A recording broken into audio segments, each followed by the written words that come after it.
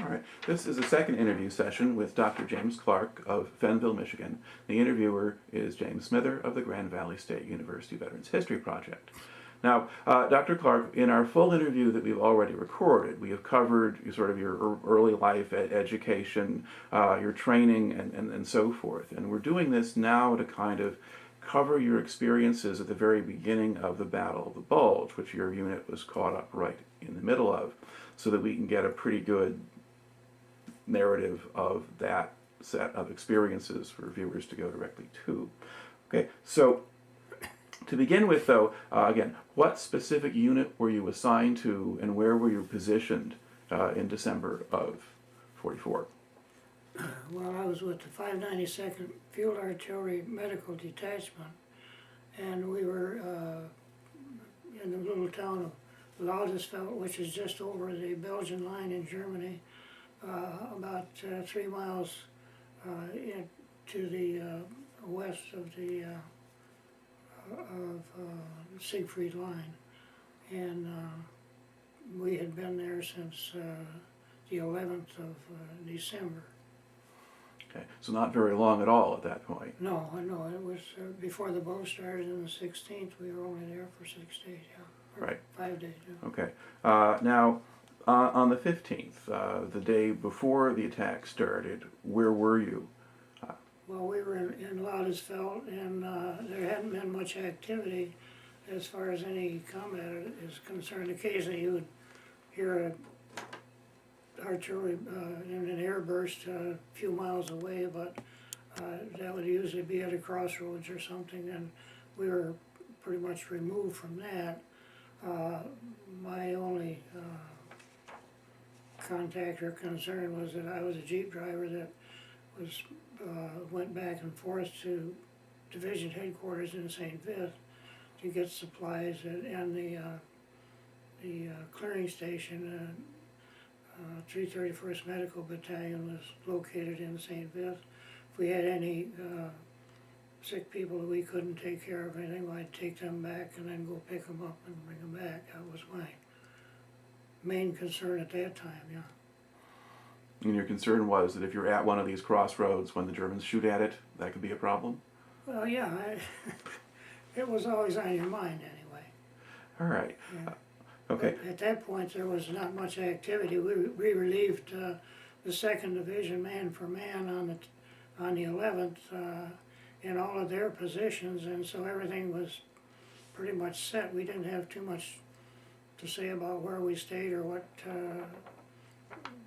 all of the things were that might happen. Why we had to make adjustments whatever came up. The aid station was in a real nice old farmhouse, and we were pretty comfortable at the time. Okay. Now, did you have to go anywhere or do anything on the 15th? Yeah, I had to go into St. Vith. Captain Hanlon, the battalion surgeon, was concerned. Well, we all were concerned. We were having a lot of trench foot cases. When we got in England, when we were there for 2 weeks to get on board the LSTs to go to the front, they gave us all new uniforms, which were pretty nice, and they also equipped us with some new combat boots to replace the old brogans that we'd had for years. And they were not only attractive, but they were real comfortable. But they hadn't been dressed to be water resistant. I mean, in our old shoes, we'd put polish and everything on them, so they were pretty resistant. And we were supposed to, for winter weather, we were supposed to have overshoes, and we never had received them. So we were having a lot of problems with trench foot. So the captain wanted me to go in, and he just about every day he'd send me in to see if there's any possibility of getting overshoes or socks, so that the fellas could have more socks to change to keep their feet dry. So that was my main. I didn't have any casualties to take in or any sick people to take in on that day. I was driving in alone. Okay. Now, how long did it take to drive from your own camp into St. Vith? Well, we didn't have any speed limits, but you didn't, in a Jeep, you didn't travel too slow. The roads, in that particular area, the road was pretty good. It was a hard surface road, and there wasn't much traffic at that time, so it was St. Vith on the route we had to take. was probably about 20 miles away. Probably it'd take me, I don't know, 40 minutes maybe. Mhm. You'd average about 30 miles an hour. Okay. And did you just make one trip, or what were you doing? On that day, I only made the one trip. I left, I remember getting up at, always got up same time. The kitchen fed out coffee or whatever they had on hand, beginning at about 7 o'clock, when we were in a place where they could work.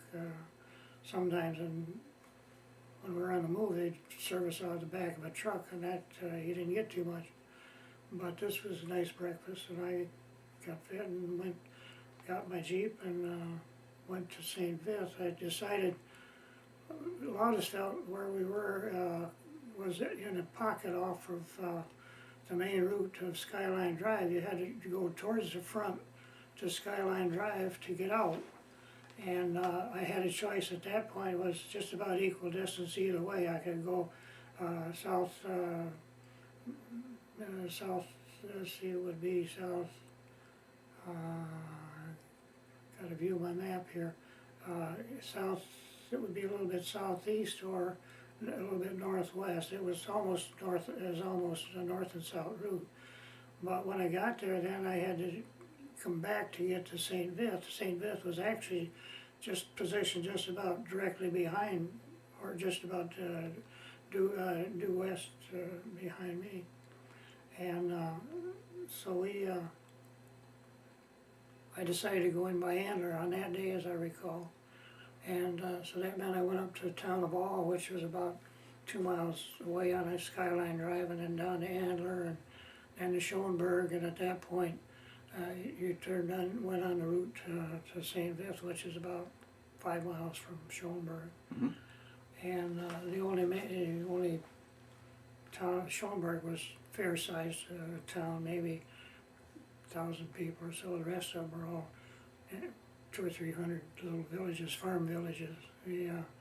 At that point, the area was mostly pasture line on each side of the highway, but patches of planted fir forests, and in some areas along the ridge where they couldn't do much farming, fir forests would be real thick, and that was kind of what the landscape was. The weather was always, up to that point, we hadn't seen sun for, I don't know, 10 days, I think, but it snowed when we got in on the 10th and the 11th a little bit, but the snow stayed on and kind of packed down. The weather would get up to about, like it is today, about freezing, and there'd be a lot of fog. Everything would be fogged over in the morning, then the fog would lift, and the ceiling would be about 200 or 300 feet, and kind of hazy, but not real foggy after about 10 or 11 o'clock, but it never warmed up too much, or never,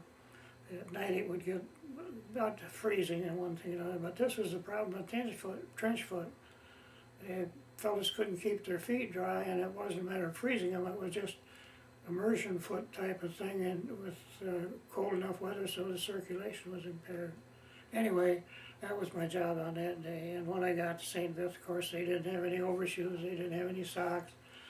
I did get, it was not quite lunchtime. Usually I'd go into their kitchen and get some soup, but I just turned around and started back on, it probably was 10:30 or 11 about 10, I guess, when I started back. And in going down from Schoenberg to St. Vith, there was a long, we called him a long tom, heavy duty, long range artillery piece that was manned by the 333rd Field Artillery Battalion, which was all black. And the first couple times I went by their gun in place, it was right close to the road. And I had never, I could tell by the size of the gun and everything that it'd probably make a big blast. So the first time I went by, I think they recognized that I was a rookie. And so they made simulated firing sequence. They went up to the lanyard and everybody opened their mouth, put things in the ear. I slammed on the brakes and I waited and opened my mouth, They laughed and laughed and laughed. So on this time, I looked at them and they just grinned and waved at me and didn't hold me up, but they were busy cleaning up or something, and they had their foxholes right there beside the gun piece. They're a real friendly bunch, and so I went on in, and when I came back, why, I had just approached their gun emplacement, and the fog layer had lifted, so it was about 300 or 400 feet ceiling, and they all dove for their foxholes when I got abreast, and I thought, oh, they're pulling something, and then I heard a roar of a plane.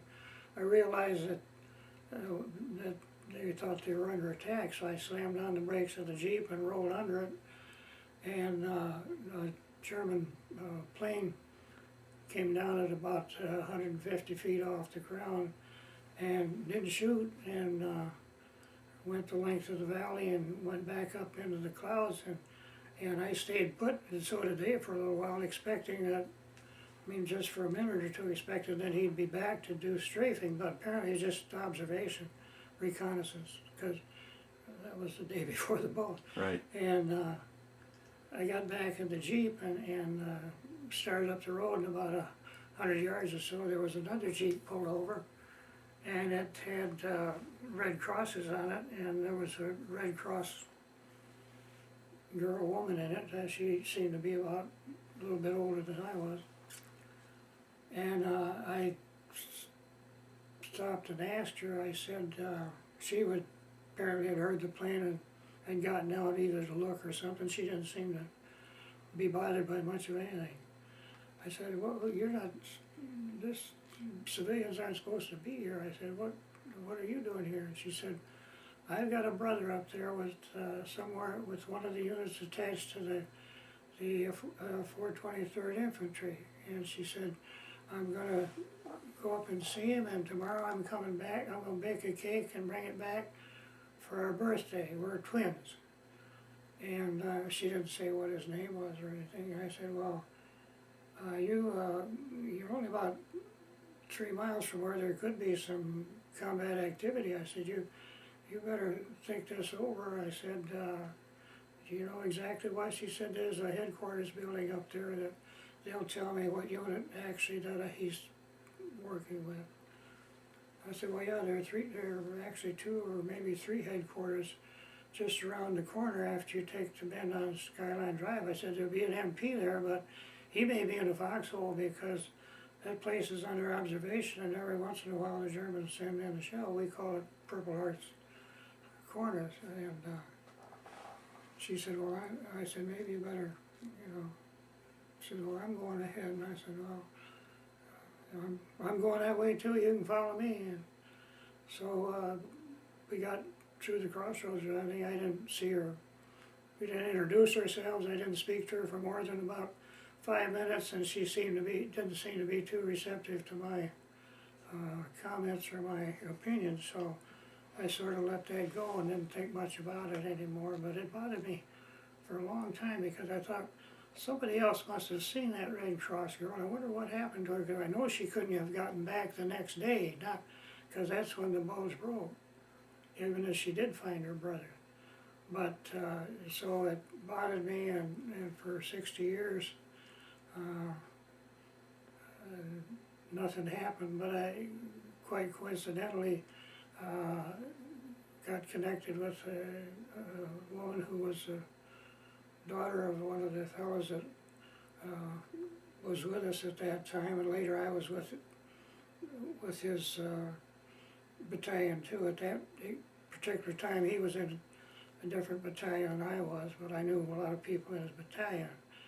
And as it turned out, why, it was her father that was at the outpost where her brother was, and he was a close friend. It had been a close friend, family friend. He and his wife and her brother, whose name was Captain Jack Pitts, had been friends before they before they went to Atterbury, when they were in service together, before they joined the 106th. And as it turned out also that this daughter of this fellow that I knew he had written a letter in which he mentioned this occasion when this Red Cross girl visited their headquarters. And she had, just that day when I visited with her up in Oregon, 64 years later, she had just gotten the CD of this woman had put on a documentary thing of her being a Red Cross woman in the Battle of the Bulge. And so I got acquainted with where she was and what her name was. Her name was Knappenberger at that time. Her brother's name was Captain Jack Pitts. And I also knew that in the documentary that they had, it implied that she went back and was visited with him in the Battle of the Bulge. But I knew she never got there, and she over the phone said, "No, that's wrong. I never got there." And because I also knew that her brother was killed early that morning, and she said, "Yeah, they had informed her that after that the next day, I guess, they got word to her that her brother had been killed." So put that in there anyway. That's pretty unusual circumstances. Well, even more so than that, she's acquainted. She's living in Champaign, Illinois, on the campus down there, and she had a cottage at Newaygo, and had a close friend that was at the same place I was residence at Freedom Village in Holland when I was there, except the lady had died a year before I got there. All right. A lot of connections. Anyway. So you had a little bit of a diversion there on your way back to camp. So this is on the 15th. Yes. Yeah, and then so I got back to camp, and I didn't have any trouble at the crossroads. She didn't either.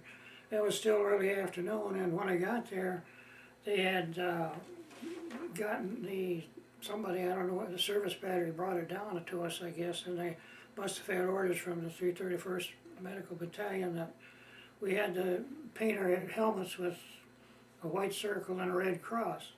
So they sent the stencils and the paint down, and we all put our circle stencil on and sprayed the white paint on it, or I don't think we had spray guns, and we painted it on.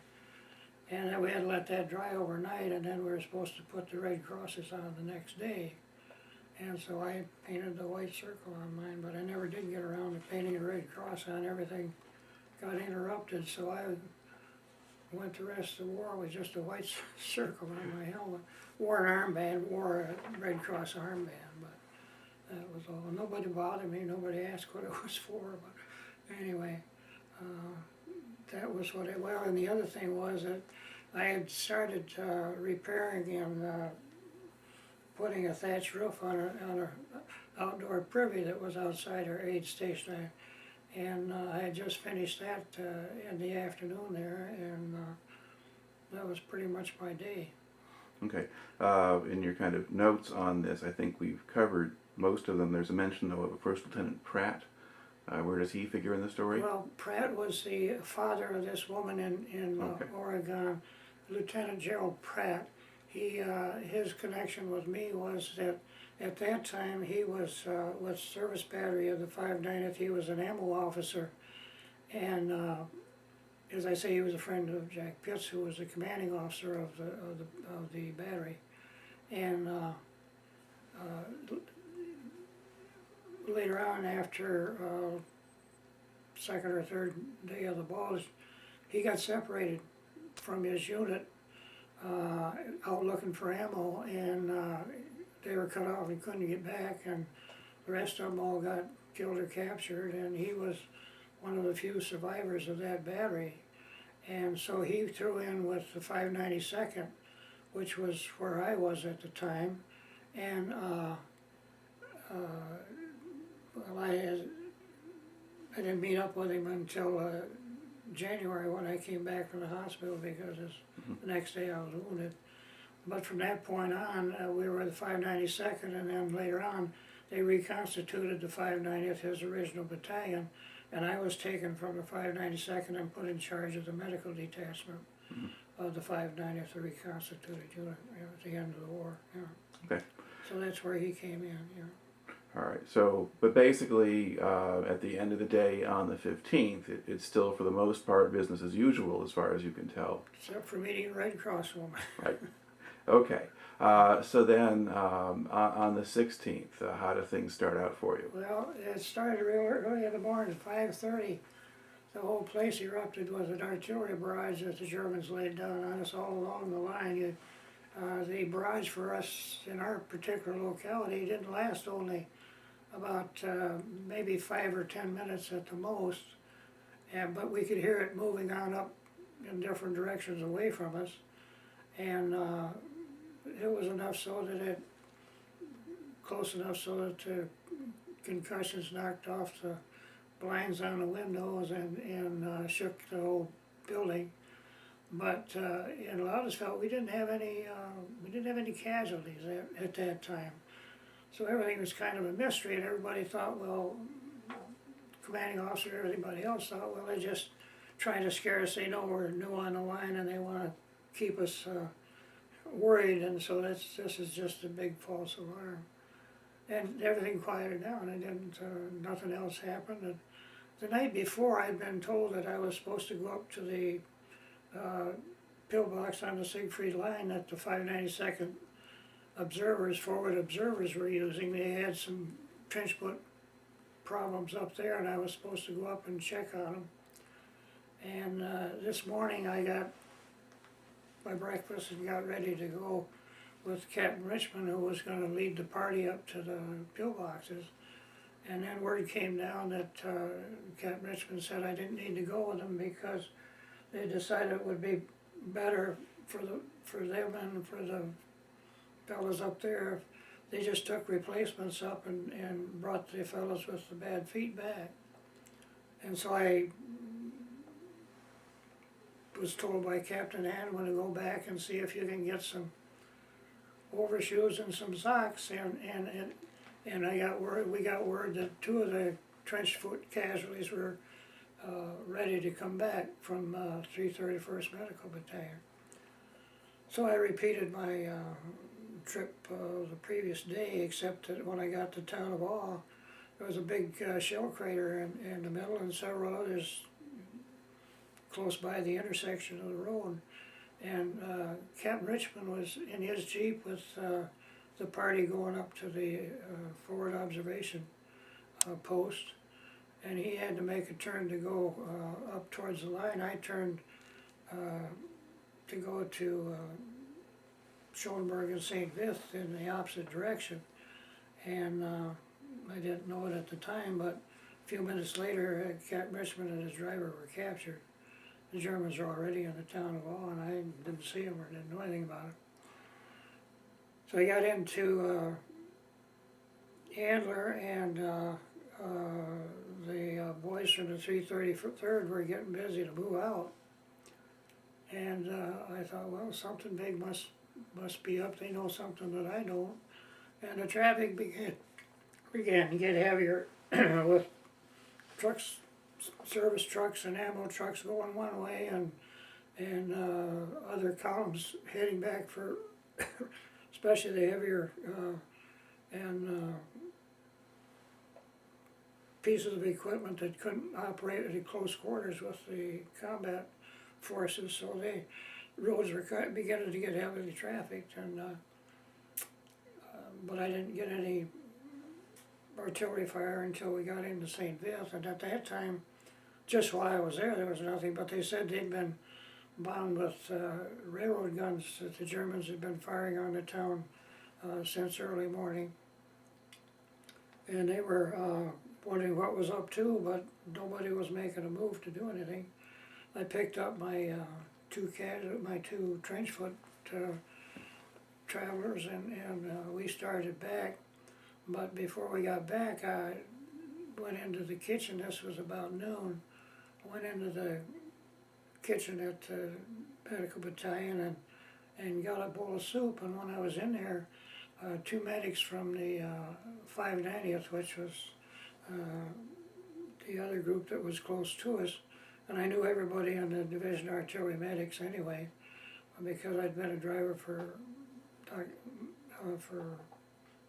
Major Dreyer when he was the only surgeon for the whole division artillery.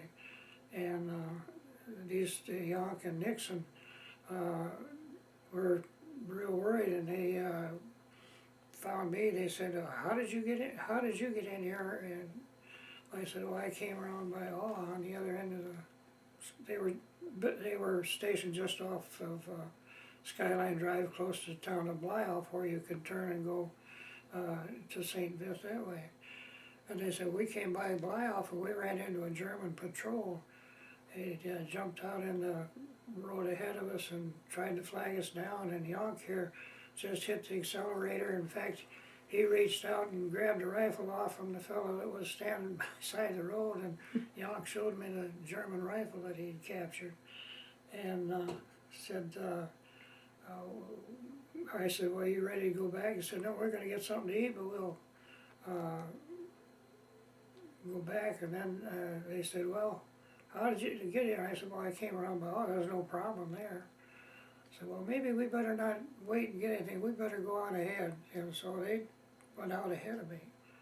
And when I got ready to go and got my 2 patients to take back, I decided not to go by Alpha. I was going to go back the way I'd come. The traffic was about the same when I got to Schoenberg, which was the dividing point for, actually it was quite a busy road section, even though it wasn't a very big town. There was a bridge there that crossed the river, our river, and that was a very vital bridge. There wasn't many across the stream. They,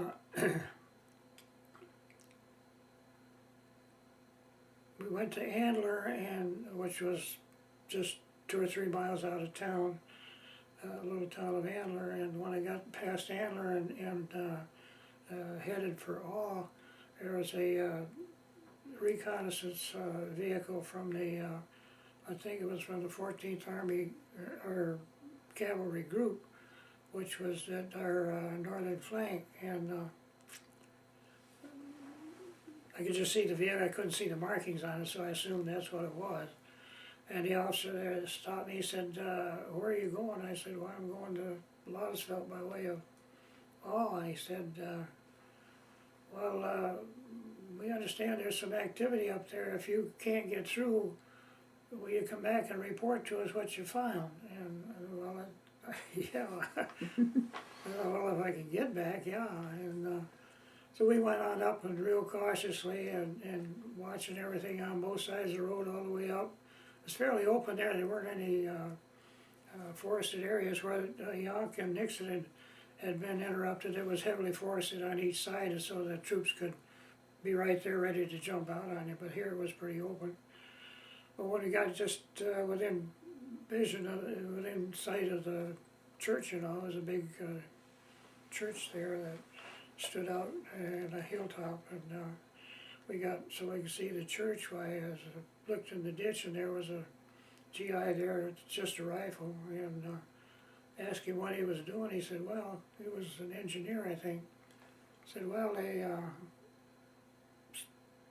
there's a column of German armor, and all's been there since early morning. He said, they haven't tried to come down this way yet, but he said every once in a while one of the motorized guns pokes around the corner and then goes back. And I said, well, I don't think we're going to go that way then. No, we turned around and went back, and whoever was in the recon vehicle, I couldn't find them anywhere where they were, so they must have moved to a different location. And we went past Schoenberg and up towards Blythe, because I didn't know how else to try to go. And there was ammo trains pulled over, ammo trucks pulled over the side of the road a little ways from Purple Heart Crossroads, actually just in the Belgian border, just before you cross into the German line. And I asked them what the situation was. They said, well, they'd been waiting for quite a while. There'd been a German patrol at Blythe area that The engineers and infantry were supposed to have cleared them out. They were waiting because their 590th and 589th and 592nd were desperate for ammo. And so I decided if they couldn't go, I couldn't go, so I was going to wait. And about that time, somebody came running down and said, well, they say it's all clear. And I decided I didn't want to be in the ammo train, and so I went out ahead of them. And I didn't have any problem. There wasn't any MP at the crossroads where there usually was, but that was the only thing different. And whether the Germans just let me go through waiting for bigger game or what, I don't know, but the ammo train behind me they never got through. They were stopped by the Germans. So a little ways down, well, within half a mile of the corner, the 590th aid station was there, and had I knew everybody at the aid station, and Dr. Yamazaki, a Japanese-American battalion surgeon, was there with a close friend of mine, George Bullard, and they were real heavily troubled with casualties, and they told me that Captain Pitts had been killed. They asked me if I had any supplies. I were running out of bandages and everything else. I had picked up some that Captain Hanlon thought we ought to have some extra things for, so I said, well, we didn't have any casualties when I was left, so I'll leave what I have here with you. I can go back and get some if I have to. So I left those off, and we started down Skyline Drive to Loudesfeld. Before we got there, there was a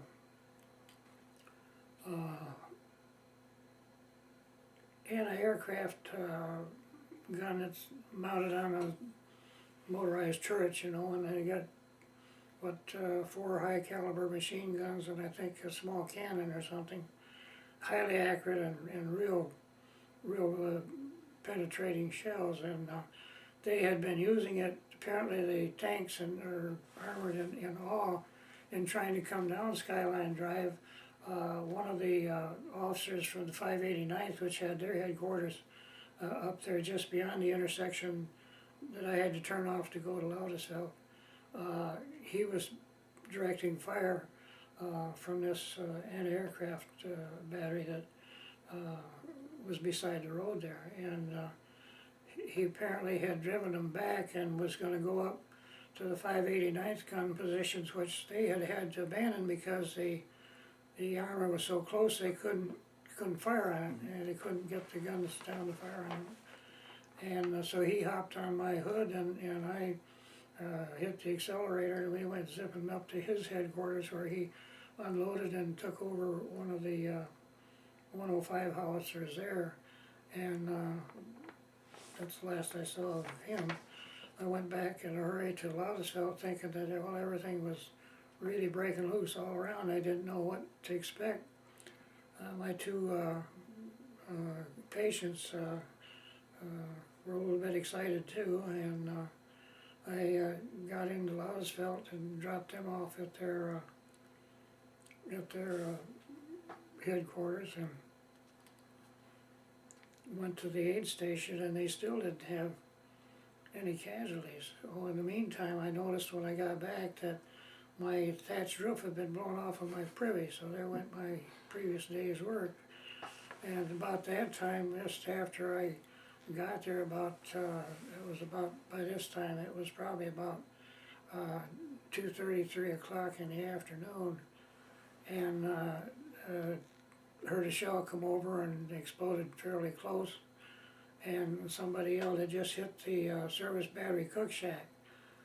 Well, there were a couple of litters standing by the door. I grabbed one, and Jim Whalen grabbed the other one, and we ran towards the cook shack, and when we got there, it was pretty well blown apart. There were two fellows, Campbell and Kowski, I think their names were,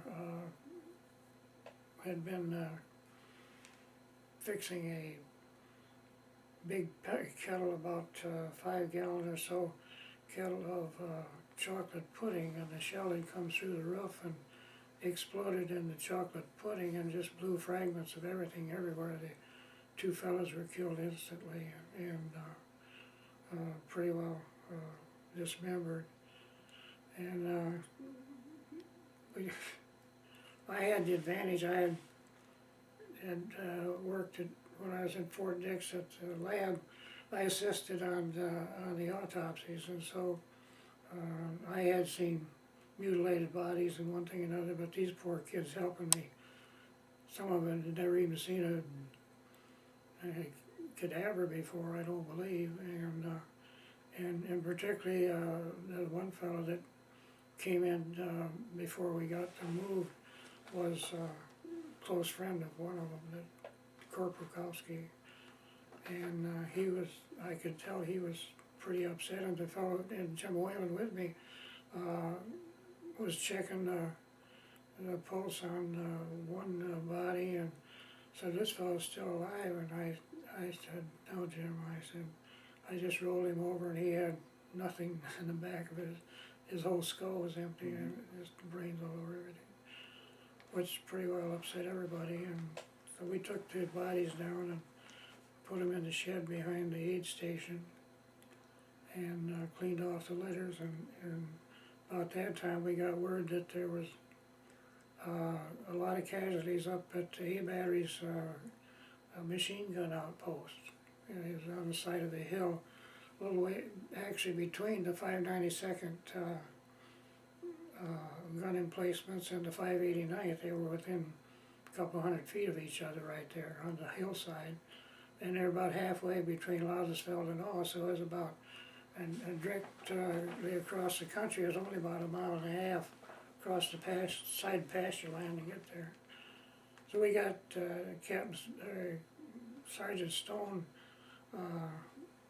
and I got the 3/4 ton vehicle we used as an ambulance and all the litters we had and loaded them in, and we went up to the hillside, and when we got there wasn't any shooting going on right then, and we got out, parked the vehicle a little ways from this machine gun outpost, which the 2nd Division had built kind of a little log shelter over a pit that was about 4 or 5 feet deep and about maybe 10 or 12 foot square. Had a door and it had a window actually facing off. It had a door opening, not a door, but a door opening at the rear. And there were, I think, 6 casualties and 2 other aid men in there when Sergeant Stone and I got in there. And they had the casualties pretty well taken care of. They said they were trying to get another wounded that was out. There was a self-propelled gun that the Germans had, 1 or 2 of them, that would come out from behind the church about 600 or 700 yards away and fire at the machine gunner that was outside the log superstructure. And that one of their favorite officers, Lieutenant Alexander, was killed trying to get a bazooka up to fire with some other fellows up there to knock out this tank, and they wanted to get his body back, and there was another couple of the others up there that had some minor wounds, and but they only had 1 bazooka and 1 bazooka shell, and they were going to get as close to the gun as they could, the German gun as they could, before they let it go. And inside the fellows that were there had taken care of the wounded that were there. They were pretty well dressed as far as stopping the bleeding, and we had to splint. One fellow had a broken arm, and but the biggest problem was morphine. They'd give us just a few morphine syringes to use, and the fellows were all out. We had brought more morphine syringes, so we got everybody sedated and quieted down, and they didn't really care what happened after that. And about that time, the machine gun opened up outside the building. I said, "Wait a minute, we got to get these fellas out of here. you're gonna draw a fire, and the fellow said, well, that tank's coming back, and I gotta cover the fellows out there. He said, sorry, and he chattered away, and sure enough, within just a minute or so, why, a shell, smaller shell hit the log superstructure and didn't come in. And I said, well, they're just finding the range. We're gonna get a big one within a minute or two, and everybody ducked down, and I was down working on a patient besides Sergeant Stone. He was a little bit over 6 foot. It was a little harder for him to get down, and he was just beginning to get down closer to me when the shell hit, went right through the window and passed between Sergeant Stone and myself, but didn't explode actually until he got out the rear door, which saved us all. But Sergeant Stone had a finger that was nicked with glass, and I never did get anything to see what mine was, but apparently my face was a mess with wood splinters and glass and a few shell fragments, and the biggest problem was it broke my glasses. And at 2400 I was essentially fumbling around for just about everything. And we had choice of staying there. It was almost dark, and Sergeant Stone said, well, I don't think we should try to evacuate these fellows, and we've got a vehicle out there with a Red Cross flag on flying it, and that doesn't seem to make any difference to them. We better get out of here and come back after dark and pick the fellows up. They're pretty well quieted down, and nobody's actively bleeding or anything. So he's the boss, so rules say that you should leave a medic with the casualties if you're under fire and or in a place where they're apt to be captured or something. And we had another medic in there from the 589th who had come over because a couple of the casualties were from his group too. And we didn't know it, but at the time he apparently had gotten a splinter in his bottom. And it was pretty painful, and he was having trouble, so he couldn't walk. Pausing there.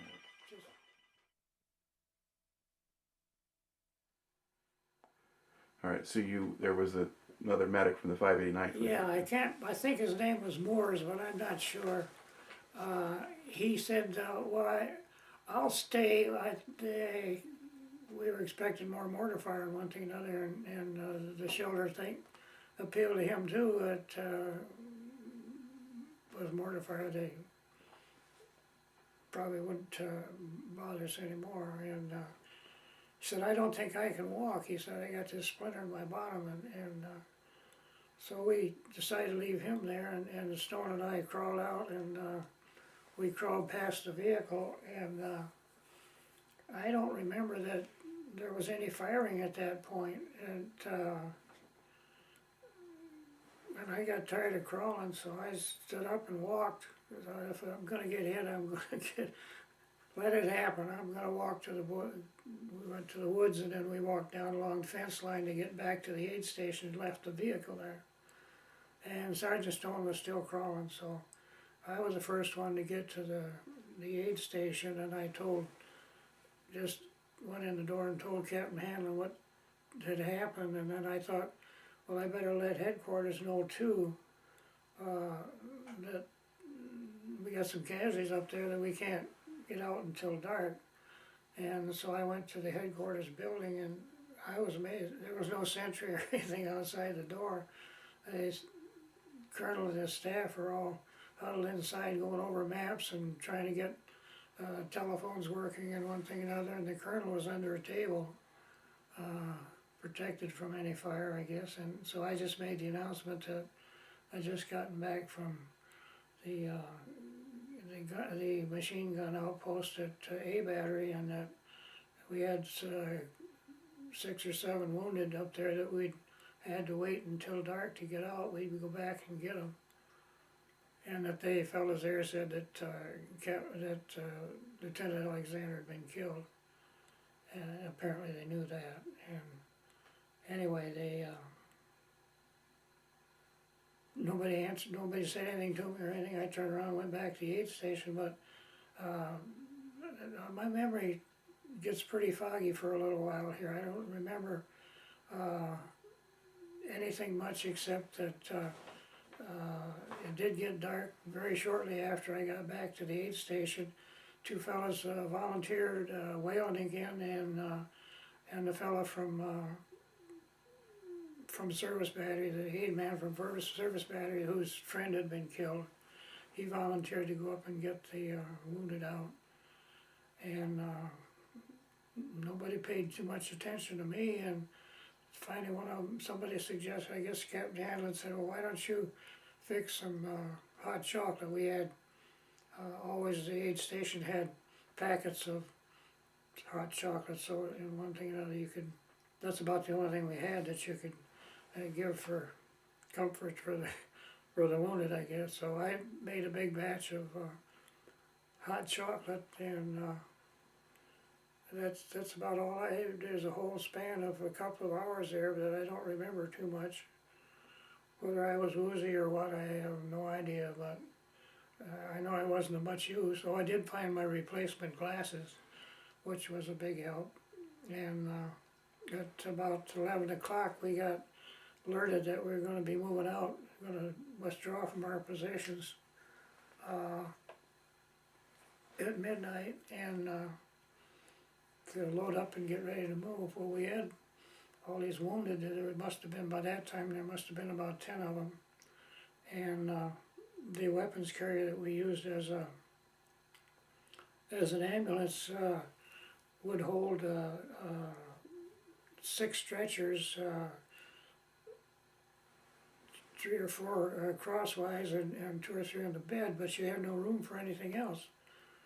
And personnel had to ride somewhere, and so I had told the captain that we better have somebody commandeer one of the GMC trucks from the battery, from one of the battery's headquarters who we were assigned with, and insist that we use one of those to load the wounded in, and then I could start loading the equipment.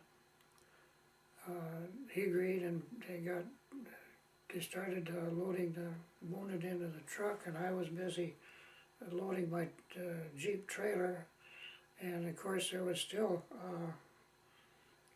time you got everybody, the other medical personnel, there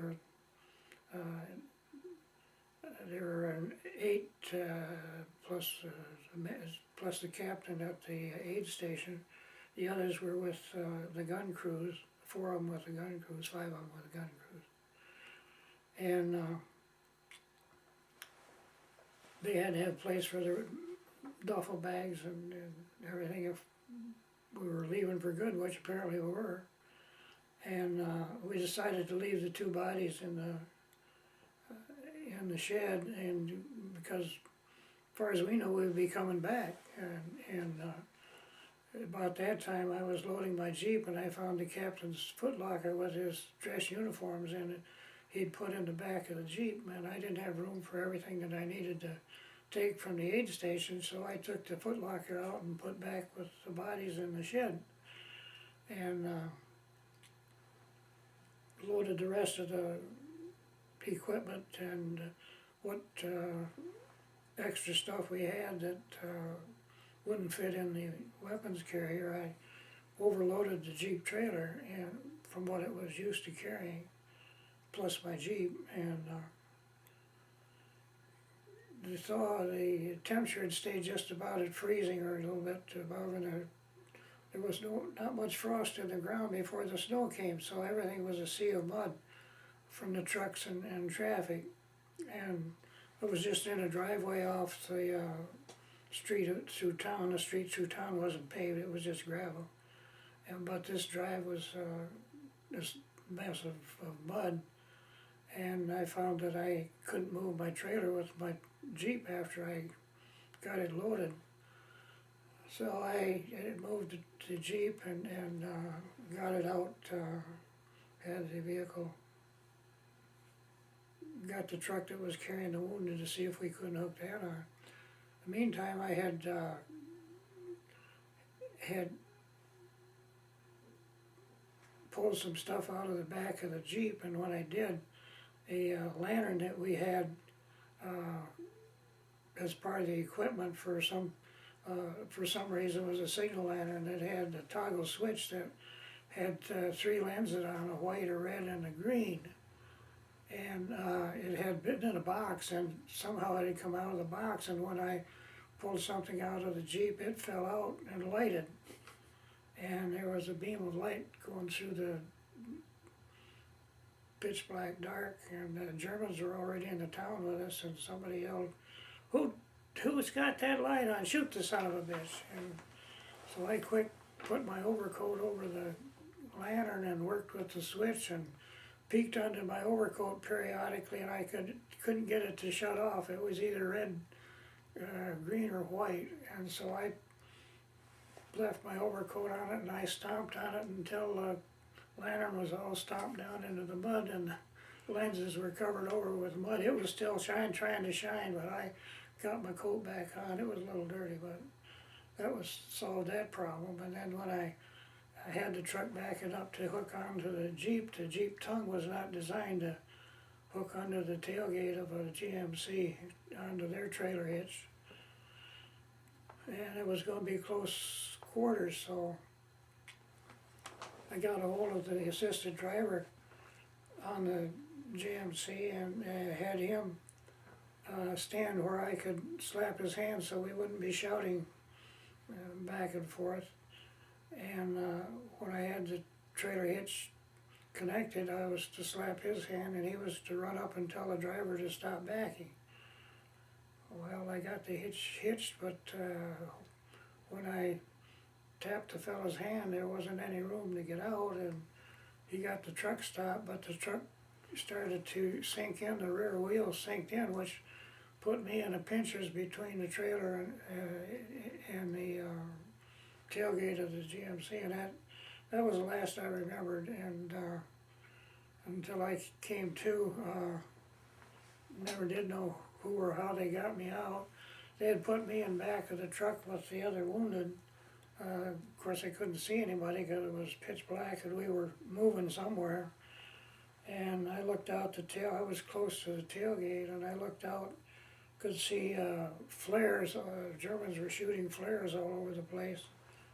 And machine gun tracer bullets were going between the truck I was in and the next passing vehicle, and I figured that engineers or some of the infantry boys were covering our withdrawal, and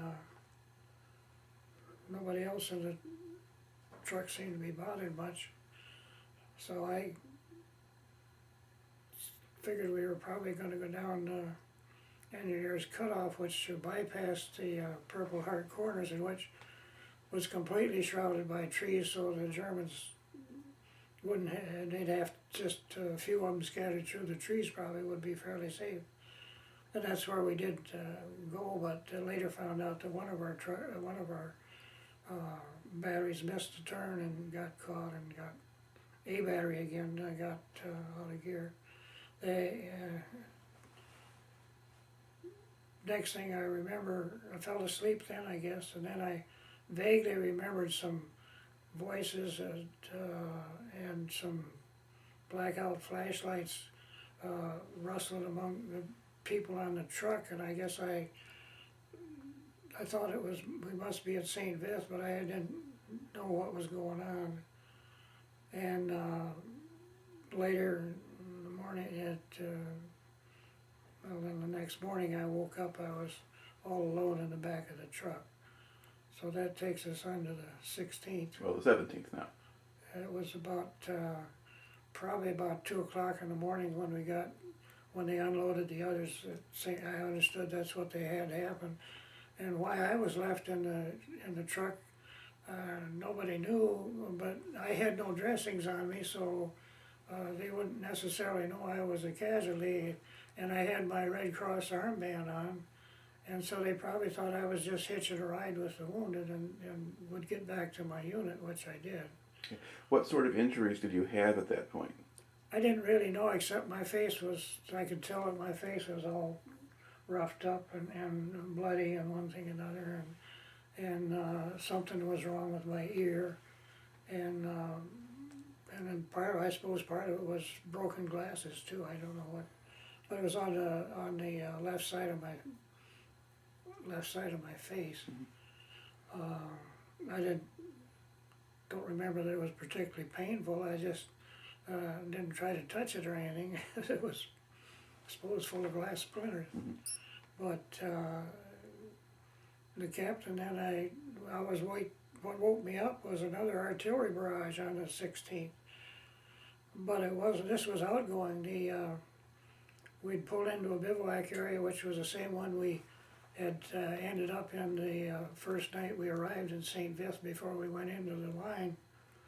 And they were planning on being there just temporarily until they got orders as to where they would set up the guns for the next attack. And there was outgoing shells that I was hearing. I had one gun that was in position to do some firing, and it was just daybreak, and they had one of our observation planes out, and because it was foggy and the ceiling was so low, he had to fly at about 200 feet. He was flying over a column of German infantry and armor that were just coming in on Schoenberg, which was 3 or 4 miles away. And he was directing artillery fire, and they did manage to knock out that column. I understood that's what they said anyway. And then there's another gun firing, and I said, well, what's that? And I was standing by Captain Hanlon at that time, and he said, well, they say that they're going to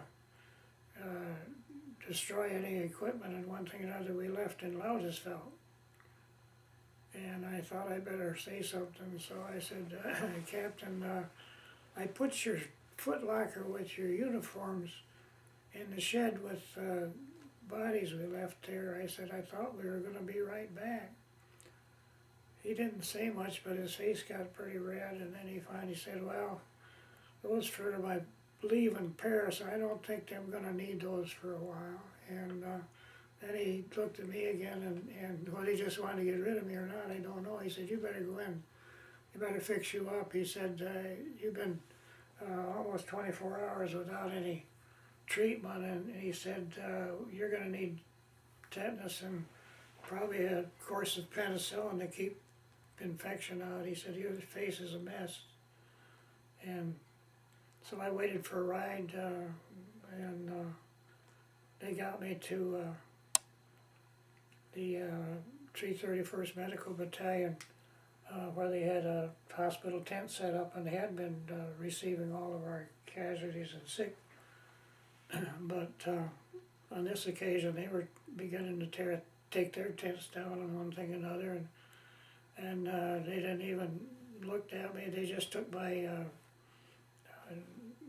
wounded tag and wrote a note on it, transferred, and said that their ambulances were all out, hadn't been able to get back with the wounded, and the railroad gun and everything else was getting too hot for them. They couldn't do anything there. They were moving. And so they'd transfer me to the 13th Field Hospital that had an ambulance right there on the grounds. And so they took me over to where this ambulance was, and it was 13th Field Hospital ambulance, but the driver said, well, he said, the 13th Field is moving too. He said, I can't take you there, but he said, I know of a field hospital in Malmedy. He said, I'll take you there.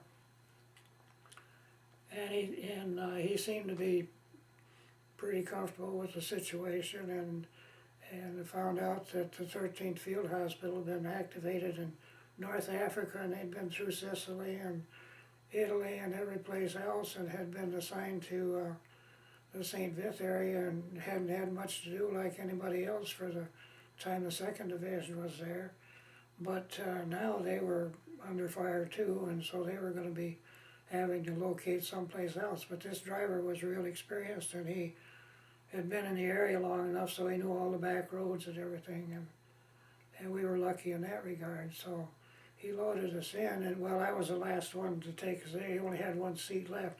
I'd never been able to figure out, because I can't remember that he had an assistant driver. Almost every ambulance or vehicle in the Army, when you're moving like that, you have an assistant driver, and I cannot remember that there was anybody in the, even a patient in the passenger seat. But anyway, there were 6 of us in the ambulance. At this point, this tape is. We're at the point in your story where you made it to the 13th Field Hospital's ambulance. You're about to talk about who was in there with the other passengers in the ambulance. The ambulance was a standard American infantry ambulance, hospital ambulance. We only had one model, I believe, as far as I know. There were 6 of us so-called walking wounded, so that we were able to use the side benches along each side. Of course, there's a bifold door that opens up at the back, and 2 windows at the back, and then the driver's compartment, there's a seat divider between the driver and the assistant driver and the occupants in the back. And of course you can put litters in crossways and one thing or another if you have litter wounded in there. But there were 6 of us, and 2 of them were German prisoners that were wounded. And the other 3 besides me were, I don't even remember that they were 106ers. They could have been 28th Division or 14th Cavalry. I don't know, because they would have all been handled through 331st. And I didn't look at any shoulder. There was no communication at all during the whole day with the occupants of the ambulance. I don't know whether it was, I guess we were each concerned with ourselves and didn't care too much about anybody else, where they were from or who they were. We were all worried about what was going to come off next, I guess. But anyway, we started out from St. Vith, and the traffic was a mess. St. Vith was a railroad and a highway hub. Even though it wasn't a large city, it was a hub for all the traffic and communications out of the Schnee-Eifel area, Ardennes area of Belgium and Germany. And it was key to the German offensive, because they knew that just beyond St. Vith to the north and to the west, that we'd been stockpiling all of our gasoline and supplies for the jump off to the Ruhr Dams, which was scheduled just 2 or 3 days from the time the Bulge happened. And so they were supposed to take St. Vith within the 2nd day, which we were in the 2nd day. And so there was pressure from the Germans on all sides, and everybody in the American Army was either trying to get out of the way and get positioned so they could do something with the heavier equipment and operate skillfully, or they were coming up to relieve and get the 7th Armored and the 3rd and the 9th Armored both had supposedly had rescue operations underway to get our regiments, who by this time were trapped up on the Schnee-Eifel. Anyway, I had a seat where I could see out the back windows, and also could see out the windshield in the driver's side window. And I don't know that he even had his window closed, but anyway. We started out, and after 15-20 minutes or even 30 minutes or so, even though it was only a matter of a mile or two to get out of the traffic in St. Vith, we were going along the highway. I don't know on the map what it is now tonight, but it was one of the major highways out of St. Vith. Just a two-lane highway, but good surface road and heavily forested on each side with fir trees coming within 20 or 30 feet of the shoulders. A real pretty trip actually, and I was trying to keep track where we were going, and it was an area that I hadn't been in in my driving before, and since we've been in St. Vith, and so I'd see road signs, but and then we passed a village that was very attractive. It had a small resort type hotel and cafe. Cafe Moulin, I think I found out later it was one of the favorite retreats for the locals and for the Army brass. It looked like a nice place to visit if I ever got back that way, and I was kind of enjoying the ride at that point. And pretty soon the driver, who had explained to us that he knew the area well and he'd get us where we had to go. So he pulled up, and I could see through the windshield that there was a column of trucks and jeeps pulled over on the right-hand shoulder, and the last jeep in line had a ID on the bumper, which all the vehicles in the Army had, that I had never seen before. It was a 235th or something like that. I don't remember the exact numbers, but it was Field Artillery OBS Battalion, and I found out that stands for observation. I'd never heard of such a thing before, but apparently Corps Artillery has this special group that goes around, and they have their own observation and communications team that they set up, and this group was working with the 7th Armored, which was supposed to come into the area. They were the lead vehicles for that. And there was a driver from the last Jeep, and I took it, it was in the center of the road.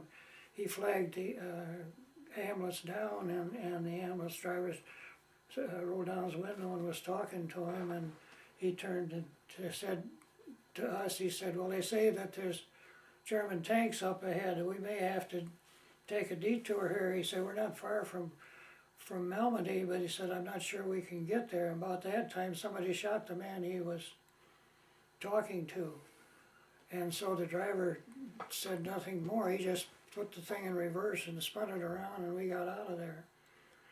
And I looked out of the back window, and I was going to say, well, shouldn't we do something for the fellow that shot? And then I saw that people from his unit were coming over to take care of him.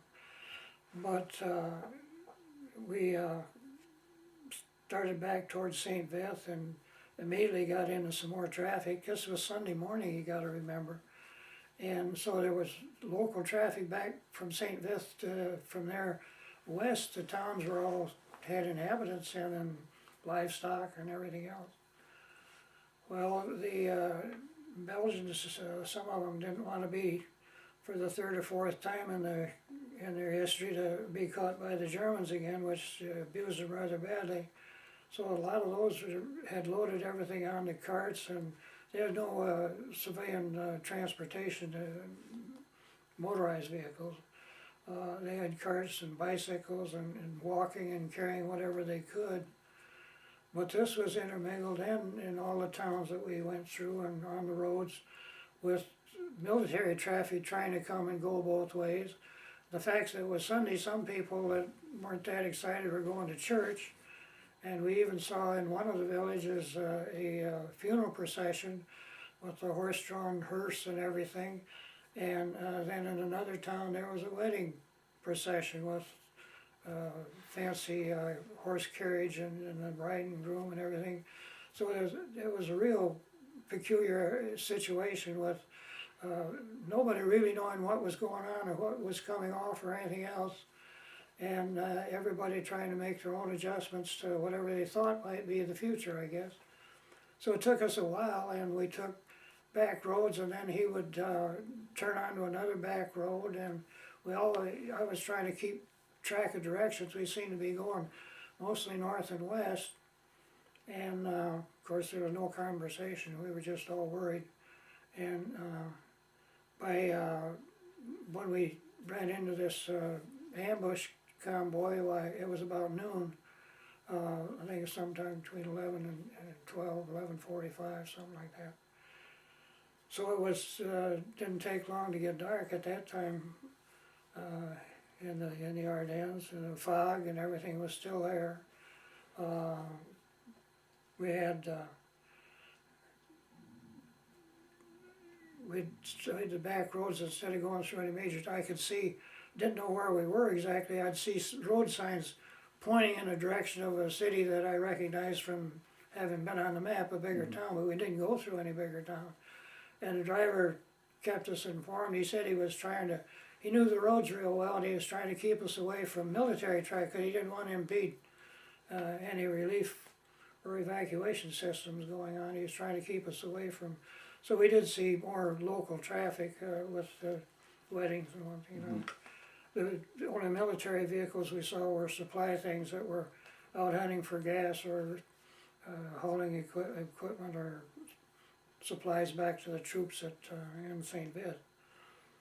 Well, it was after dark when we got to Eupen, where there was a hospital, and they unloaded us there. And I don't remember that I saw the fellows that I was riding with from that point on. Of course, it was, everything was blackout, and until you got in the hospital, and then they had blackout shutters on their windows and one thing, you know, they did have some lights on there. And then I don't remember too much. They took me into surgery, and whether they gave me local or what, I don't remember anything much about the surgery. I remember after they put us in a big room that apparently was used as both recovery and pre-op, because there were 15 or 20 of us at least in there, and some of us had been treated and others hadn't been.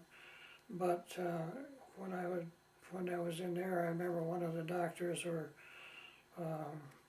corpsman or something said, well, you got your ears sewed back on, and they took fragments out of your face and one thing, another, glass and splinters and steel. And there may be some glass in your face yet because it doesn't show on x-ray, so apparently I had an x-ray that I didn't know about. And I had dressing on my face and stitches. And I started getting penicillin treatments. And in those days, penicillin was new, and you had to take it every 4 hours, 24 hours for 3-4 days. I think it was 4 days that I had to take it. You got a big shot in your butt because it was a big wad of stuff, and it was real painful. And but apparently it cleared the infection. I never did get an infection. I checked my tetanus records that I had my tetanus up to date. And so they said, well, you're just going to have to stay with us until we finish your penicillin treatment, which was all right. But then before they took me upstairs to put me on a cot, why, we were in a schoolhouse. It was a beautiful, practically new schoolhouse in Eupen, Belgium. But the upper floors were all glass. The windows were just one whole series of windows all around, very modern building, all glass. And they had just been set up and had been warned that there were going to be some casualties because, see, this had been a quiet area for 2 months. And they were all getting set up. They had a whole new batch of nurses come in, and we were the first group this afternoon that we arrived. There were some ahead of us, but we were some of the first ones because a lot of them had been trapped and weren't able to be evacuated yet. So they were sort of expectant, and in this big room, fellas started calling out to see, you know, if anybody knew about what had happened to their units, or if there was somebody there they knew or something like that. And I recognized a voice, which was Sergeant Beck, from a battery, the battery that had all the casualties. And he's the one that told me that his battery missed the cutoff. Engineers cut off and ran into the Germans at Blyoff, and before they could get the convoy turned around and back in the right direction, he and the commanding officer, Captain Mondragon, had been captured. And in the melee of Germans trying to stop the convoy for getting back on track and one thing and another, they were able to escape. At least he was able to escape. He wasn't sure whether Captain Mondragon was captured or what had happened to him, because they got separated. And he was wounded, and he knew Mondragon was wounded too. But he had gotten out and gotten back where somebody got him to aid station. He made his way to Eupen, where I was. But that's the only one I recognized. But then this one fellow said that he was with a group that he had to play dead while the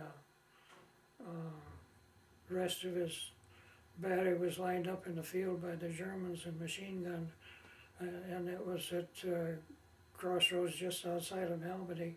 And that's when I first knew that that probably was the group that we had run into, had managed to get out of before we were captured with them. And the next morning it was the hospital personnel told us, yes, that two of the survivors had made it back to them, and they had understood that there were a few more somewhere that had gotten to other communications places. But anyway, that night they took me up, and I had on the upper floor. I was one of the first ones out of surgery, I guess. I was one of the few patients up there. And at midnight, just on a cot, had my overcoat, one thing. I guess they had a blanket, I guess they had a couple blankets there. And at midnight, the air raid siren sounded. And I asked the corpsman that was on the floor, I said, what's that all about?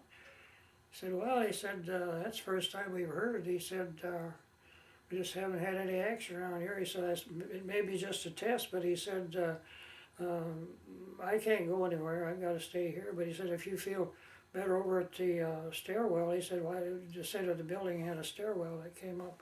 He said, why don't you go over there? And I said, well, I don't like the looks of all this glass around here. I said, if they do drop something, it's going to be it's going to be quite a mess. He said, yeah. He said, I know about that. And about that time, I got over to the stairwell, and a bomb hit, and hit just off one corner of the building between the school and the maintenance garage that was alongside of it. It was a single-story garage with a flat roof and had a Jeep sitting outside of it. And I looked the next morning, and the Jeep had been blown up and landed on top of the roof.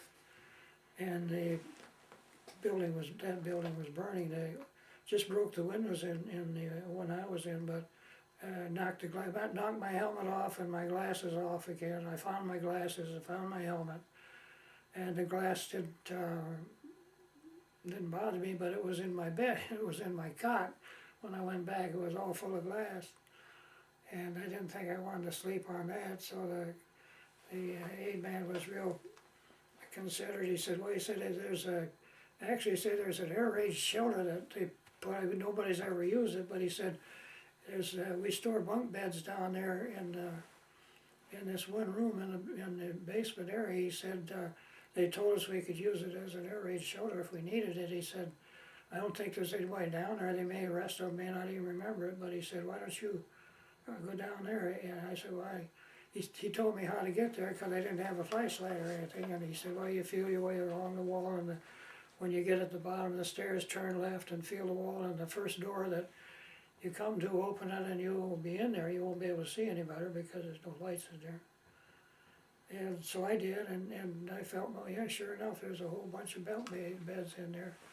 So I just got comfortable. It was past midnight, and I hadn't had much sleep, comfortable sleep anyway, and I was just about ready to doze off, and I heard a whole bunch of female voices.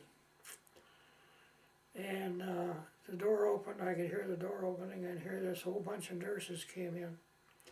Well, I evacuated my bed and pressed myself up against the wall. And this meant I'm not supposed to fraternize with nurses, you know. And this was the worst possible situation I could imagine. And they were busy talking, and one thing I had seen, I got lots of information. They had just arrived and were anxious to set up and get taken care of wounded, and they didn't have that many wounded yet, so they were all over where they were being bivouacked over across the street from the hospital, and one of the bombs had landed in their attic and had not gone off.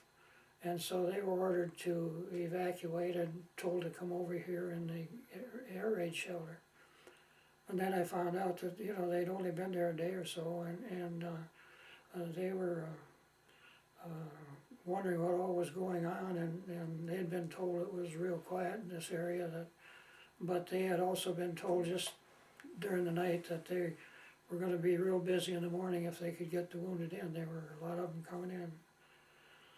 So that told me that there were a lot of action around everywhere, I guess, and so as soon as I had a chance, I squirted along the wall and kept plastered up against it to stay away from where the beds were, and got out the door and went back up and shook the glass out of my cot and went to bed for a little while. And we had a beautiful breakfast in the morning, though. They were going to have to evacuate everybody again because they couldn't operate. Everything was such a mess with the glass and everything. It was and the Germans were right outside their door. Melbourne's not that far from Eupen where we were, and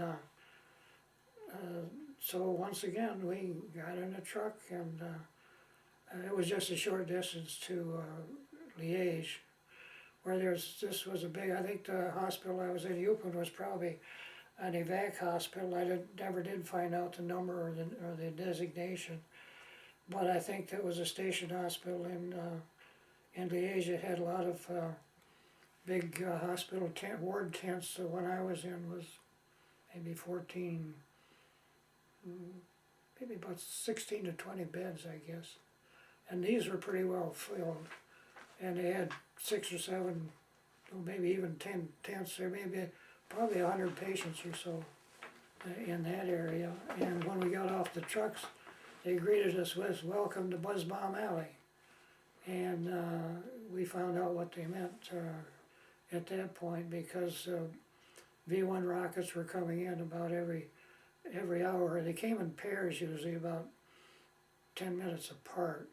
And you'd hear them, the motors, you could see at night you could see their exhaust, rocket exhaust, and they would come over. They would do about 300 or 400 miles an hour, so they weren't moving tremendously fast. You could follow them in the sky. And then the motor would shut off, and they would be about 200 or 300 feet off the ground. And then when the motor shut off, they were going to dive, and you would anticipate that they're probably going to take an arc to the ground a couple hundred feet from where the motor shut off. That wasn't true. The things would go crazy. They'd turn in one direction or the other. You couldn't tell where they were going.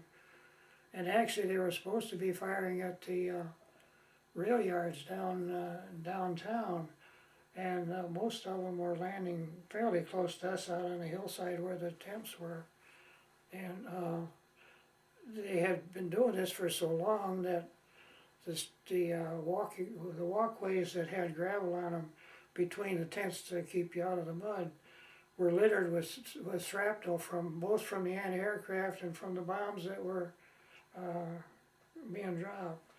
And we were there I was there for 4 days getting my penicillin, and every night the nurse on duty would stand at the door and watch to see where the exhausts were, and if they were going to be close, why, she'd say, hit the deck, boys, this is going to be close, and she'd dive underneath her desk at the entrance to the tent. Well, the first time it happened, we all unloaded from our beds and got under our beds, and then we all realized that this is ridiculous. There's nothing but canvas over it. Canvas on the bed, canvas on 2 layers of canvas between us and whatever's going to come down. And the other thing was, we had one fella in the middle of the tent that was in traction. There's no way he could move, so we all decided for his comfort, we weren't gonna do any ducking and diving. The nurse did all the ducking and diving for us, and that was it. But there's a follow-up on this. That's what it was for 4 days there, but I wanted to put in a follow-up on this. In 1949, when I was in medical school at Ann Arbor, I came down the hall one day and saw a fellow that obviously had European dress on. He was real blonde, and I was sure he was German, and he was only about 18, and he was kind of lounging around the hall, and I asked him if there was something I could do for him. He said, well, he hoped so, that he was a German student that had been sent to the University of Michigan with the instructions as to learn about democracy. He's going to be one of the new breed of politicians in Germany. And he wasn't really interested in being a politician, he wanted to be a doctor. And he wondered if I could work it so he could sit in on some of the courses, on some of the instructions. And I said, well, yeah, I don't suppose that anybody cares, but I said,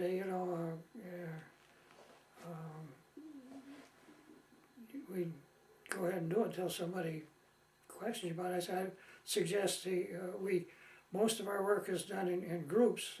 When we go to visit the patients, you won't be able to do that. But if you want just the lectures, especially, I told him when the dates and where the rooms were for the big lectures. I said, anybody can walk in and walk out of there, and you can go to sleep if you wanna. But I said that would be the best. So I made arrangements with him so he would go in with me, and in visiting about where he was he was German, and where he was in Germany. Well, he said he lived in I think that's near the Tyrol in Bavaria, and but had been, as part of the German youth program, he'd been in the German with the SS since he was 12, I guess. And when he was 14, he had a group that were whizzes in mathematics, and had moved him into Aachen and close to the Belgian border, and they had slide rules, and they were the ones that set the guidance system and figured the fuel capacities for the targets in Liège in December of 1944. And so I had met the fellow that was doing a lot of the damage in there. It went on from there. He actually went back to Germany and got his medical degree, came to the United States, took a residency in internal medicine, and believe it or not, ended up being in an office in Howell, Michigan, that was the only office that I ever visited as a high school student with a family physician that had that office at the time. Now that's a real turnaround at that point. Mm-hmm. That's the end of my stories. All right. Well, I think you filled in some of that material pretty well, so thank you very much. Okay. All right.